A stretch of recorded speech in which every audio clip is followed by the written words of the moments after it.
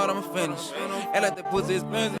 So for today's video, I'm gonna try to teach y'all how to win a 1v1. I'm gonna give you tips on what you need to know, what you need to look for, what you need to analyze, and compare your advantages and disadvantages versus your opponent for you to win or put you in the best position to win. All right.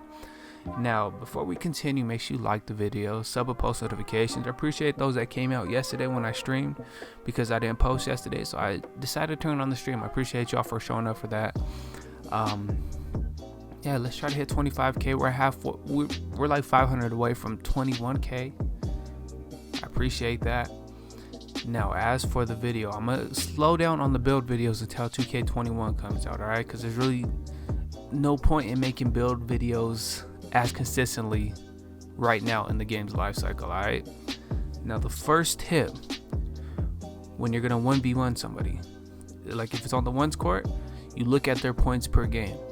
All right, if they have at least if they average at least 7 points and up per game, they know how to score the ball. All right, now if it's like 6 and below, they're most likely a spot up and don't really know how to put the bucket in the hole for themselves. All right, so look at the points per game is the first thing. Next, you have to look at their build. So the person I'm going against in this video is a play shot. This gameplay is not super specific to what I'm like talking about, but knowing all the builds and watching my channel and like subbing, you're gonna know what almost 100% of the builds can do that you're going against. All right, if it's a two-way mid-range facilitator or whatever, you're gonna know what pie chart that is, so you can know their strengths and their weaknesses are. All right, now this play shot, we all know that it's a shooting and playmaking pie chart, so he got no defense in his build. So the main part of knowing all the builds and the build names and what pie chart they're most likely made out of will help you, because we're looking for, do they have defense in their build? Now, if they have defense in their build, can they shoot? Now, if you see a paint beast that is short with stubby arms, you know he's the speed boost and paint beast that's basically made like a plate glass, so he can shoot. Don't let him shoot. But if he is like 6'9" to 7 foot with long arms, you know he can't shoot, and he's a pure interior. So knowing the build you're going against is key. Knowing your opponent is key. The first dead giveaway, like I said, is knowing their points average per game. That tells you if they know how to put the ball in the hole. Pause. And then knowing what their build is and if they have defense or if they can shoot. So now I know that this play shot ain't got no defense, well, because he's a play shot, and he definitely got no interior. My advantage is getting to the bucket. And then once I keep forcing on him and keep taking him to the rack, he's gonna try to let me shoot and not let me beat him to the bucket like I continually do. So he's gonna try to let me shoot, and then I'm gonna splash out on him. So I know we're going against a play shot, but let's say you're going against like a two-way slash and play, and the kid is using his bar, he's using his shot meter, and you want to get a stop because he's just beating you to the rack. Let him shoot. 2K will not let him green every shot with a 69, 73 point shot with the meter on. I promise you that. Now another thing, knowing your build is a huge part of this as well. Do you dribble? Are you just a pure finishing pie chart? What does your build do? Alright, does your build have any ball control at all? Because if it has no ball control at all, your triple threat is your best friend. But you got to be careful not to get hit with the clamp animation at the mid-range if you're a finisher. You feel me? So you got to be careful. So you got to know when to time your LT so you don't get hit with the clamp animation. Does your build have a post hook? Does it have a post fade? What does your build have? And does the other person have interior defense? Does it have their perimeter defense?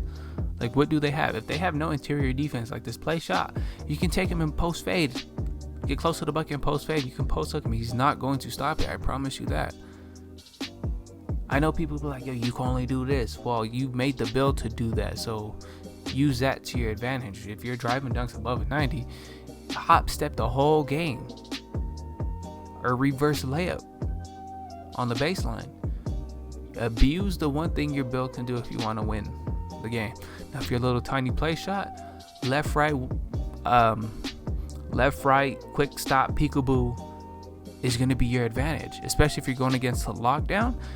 Dribbling all the way at half court, way back there, to keep your space between you and a lockdown is your advantage. Use your speed and your range to your advantage. Now, another thing a little tip is the person spamming X. Well, if you're on Xbox, it's X, and if you're on PlayStation or Square, it's the person reaching on you consistently, like over and over. That means you have one chance he's gonna be put out of position by pressing X. You can take off to the rack. So use that to your advantage. If he's spamming you, take off to the bucket.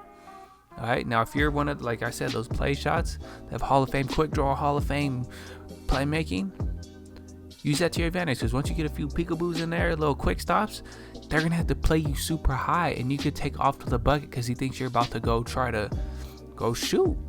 And with those builds, sometimes you're too slow and you have to jump at them when you think they're gonna shoot because you're not gonna get contest, just trying to run out to them. And that's when you just take off to the bucket.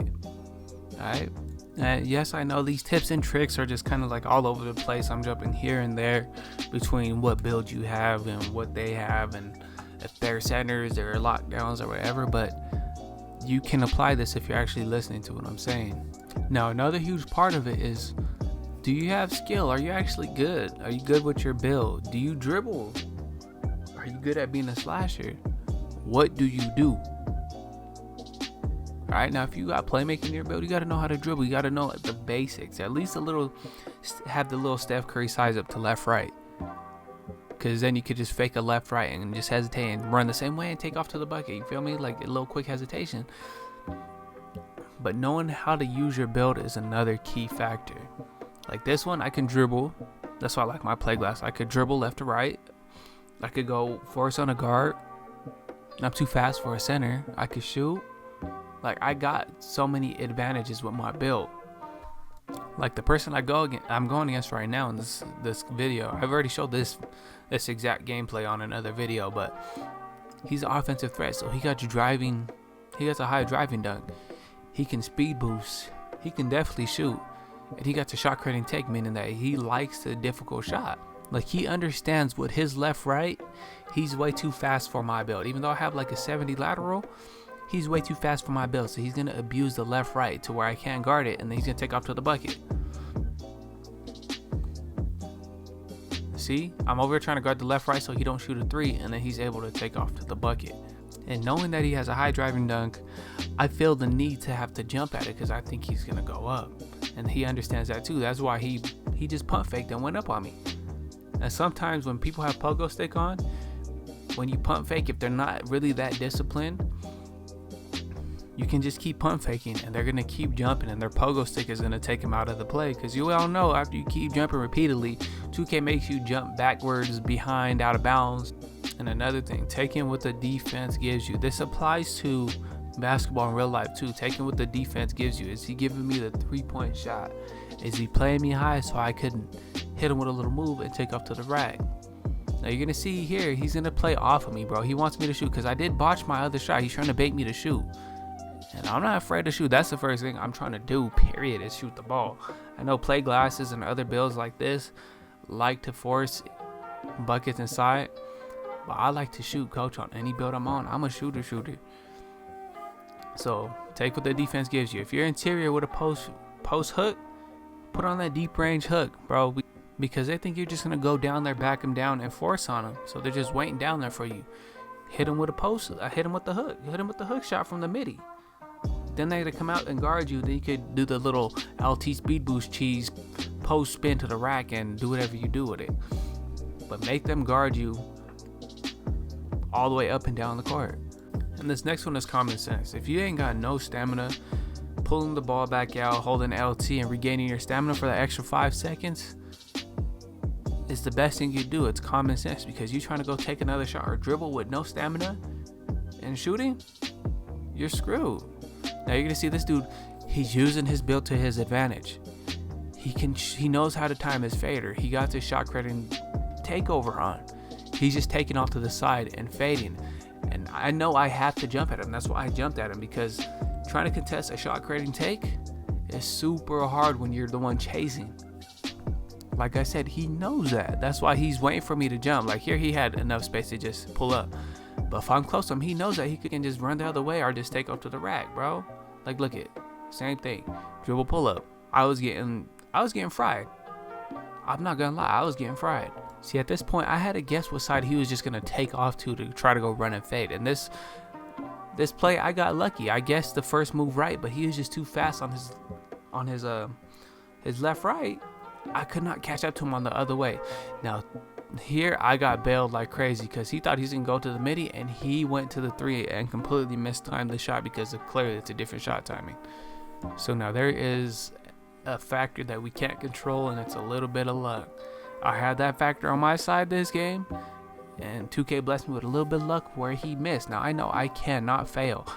He does not want to give me any easy buckets, so his logic is I'd rather let him try to shoot and me bait him to shoot than me give him the inside layup. That's simple, because that's almost guaranteed. Look at that. Driving contact dunk. He does not want that to happen. I'm going to finish this gameplay out for y'all, then I'm going to end the video, but I want to do a more organized version of this. I'm going to make a list. I want to get the actual gameplay to explain what I'm talking about, play by play. Let me know if y'all would actually want that to help you with your 1v1s and just how to get better. But hopefully you took these little tips and tricks, just like knowledge and like common sense to use, and applied them to your game. Another good thing to take note of is he consistently jumping every time you get to the bucket? Is he jumping right away? You're gonna see right here. I already noticed that. Watch what I do here.